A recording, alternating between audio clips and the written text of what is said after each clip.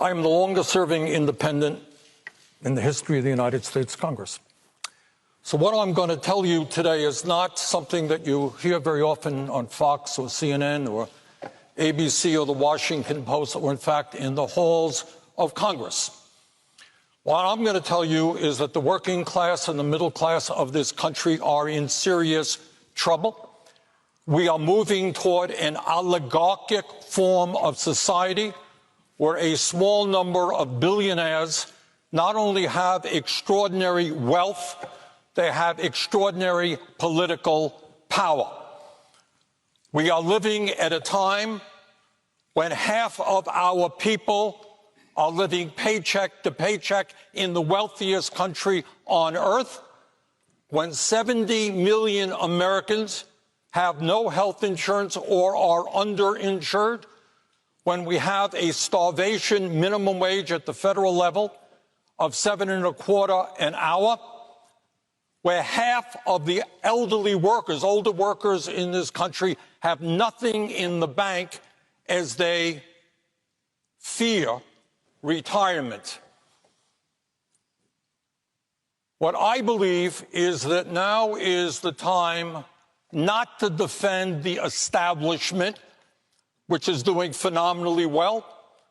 When you have two people on top in America who own more wealth than the bottom 40%, two people, top 1% owns more wealth than the bottom 92%.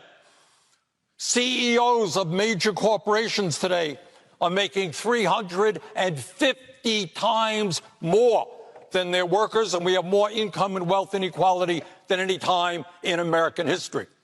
Now is the time for the American people to stand up, make it clear that enough is enough, and that we need a government that starts representing all of our people, not just wealthy campaign contributors. What does that mean?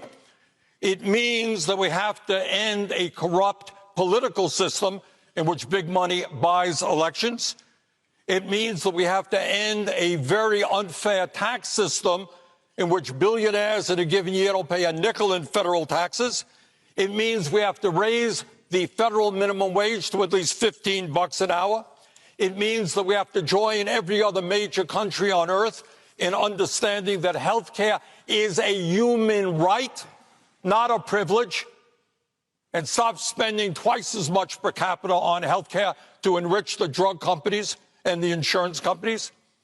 It means that Medicare is going to have to negotiate prescription drug prices so that we can lower the cost of prescription drugs by 50%.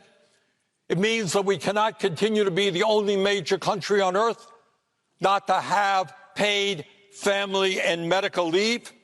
It means that we have to restore the $300 tax credit so that we are not continuing to be a nation which has one of the highest rates of childhood poverty in the United States. It means that we have to expand Medicare to cover dental care, hearing aids, and eyeglasses so that elderly people in this country can live out their remaining years in dignity. And it means, among other things, that we cannot continue to ignore climate change, which is an existential threat to this planet. And obviously, given the tragedies that we have faced in the last month in terms of guns, we need serious and real gun safety legislation. Bottom line, let's create a government that works for all of us, not just the people on top. Thank you.